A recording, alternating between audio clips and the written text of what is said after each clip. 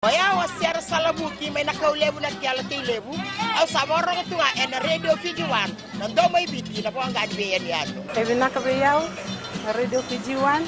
ndo may biti na po ang ganbiyan na evangolite ay rakiraki. Kay mami na marama ni Northland, kay mami daw talenta ka na radio Fiji One ndo may biti na po ang ganbiyan yano. Na radio Fiji One ndo may biti na po ang ganbiyan yano.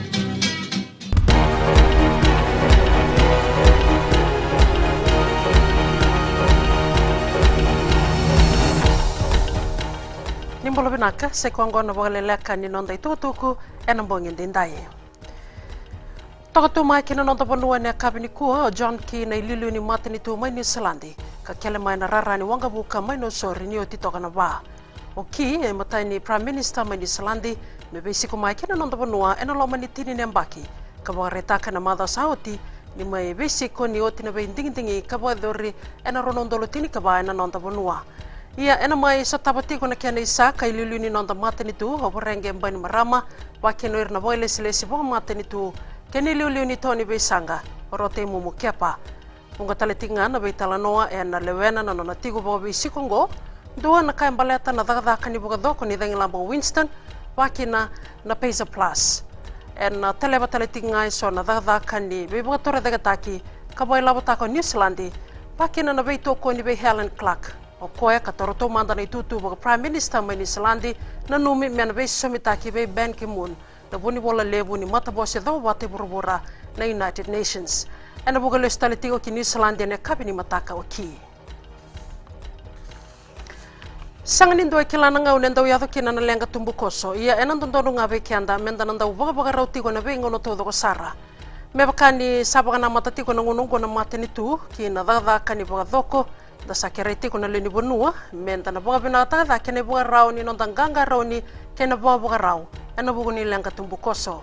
tukono ini seri ratu na minista ngarabu na lenga tumbukoso na nonda bonua ni na sangani ndo kilana ngauna sanga talanga ni rau ni tukuni na sanga ni adomai kene mbale ndono nga menta boga rau me rau ni lebe kina na mate kene boga dalka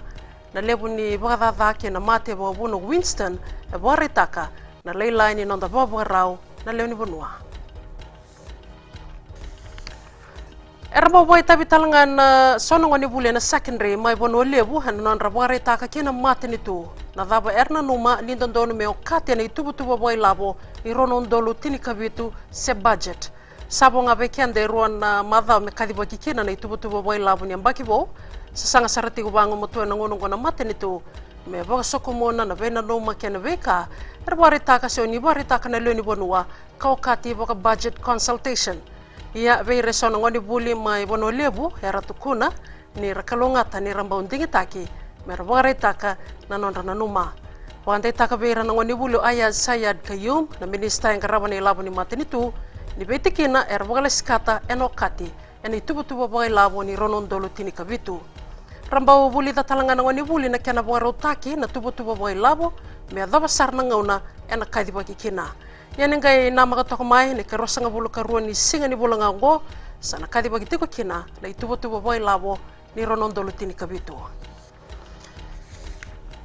kini tubo ningito sakadi bakananda ni bebo boli ni Vodafone Flying Fijians John McKean evandra na dorbo erna bala na bukuibita na kena benga tita kina Pacific Nations Cup kena timi ni Tonga ena darmaka na Jesse namba ono na uli andawai dona dorbo no matai talanga ni ngauna mena bala tagibiti kina Kadi bagi talangan na Patrick Osborne na wing ni timi ni Highlanders offload master Leon ni Nakarawa kay tebi tada bumbati raw na toka ni tutu ni Locks rataw na liu taga toka na Yatu Liu o Sunia Koto na kapitani kempizi maafu kay Leroy Atalifo toka ni tutu ni fullback Samison ni Birbiri so tal na dorbo kadi baki na dhanraw ya Sunia Koto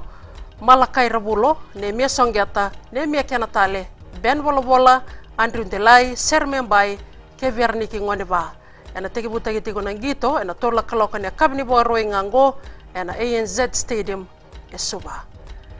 sada ba kere na bo lelaka ni nonda itutuku ena bo ngende ndai ne temo tomanda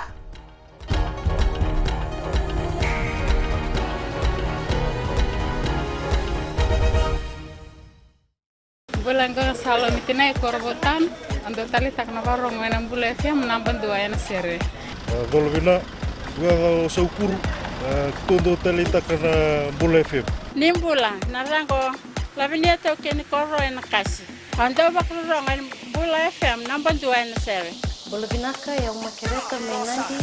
na SBA o Bula FM, namba 2 ena sere. Ua korvou, ta sanga tailen dona station ni rolerua, e namba 2 nga Bula FM, namba 2 ena sere. Bula FM, namba 2 ena sere.